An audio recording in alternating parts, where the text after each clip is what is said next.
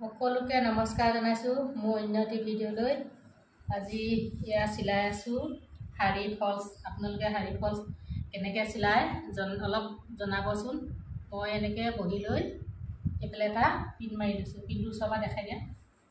এইফালে এটা পিন মাৰি লৈছোঁ আৰু এইফালে এটা বেজি গুলি লৈছোঁ। তাৰপাছত এইফালেদি মই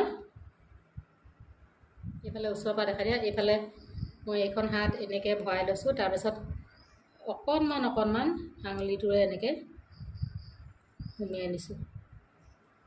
আৰু মই আগতেও কৈছোঁ শাৰী ফলছডালে যদিহে ইয়াত পটিটো লাগি থাকে, এনেধৰণে যদি পটিটো লাগি থাকে, এই বেজিটো সুমিয়াই দিয়ে, পটিটো যদি এনেধৰণে লাগি থাকে তেতিয়া আপোনালোকে অকণমান বেগেটাৰ মূৰে অকণমান এটা কোচ দিব। এয়া দেখিছে মই অকণমান কোচ দিছোঁ, নহ'লে শাৰী ফলছখন লগাবলৈ বেয়া হৈ থাকে। আৰু এইফালে আমাৰ ইনডোৰ প্লেণ্টছকেইটা এয়া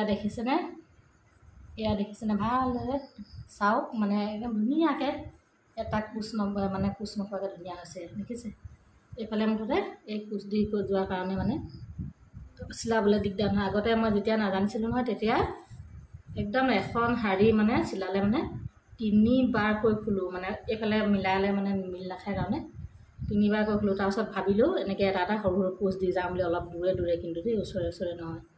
আজিলৈ আহিছোঁ।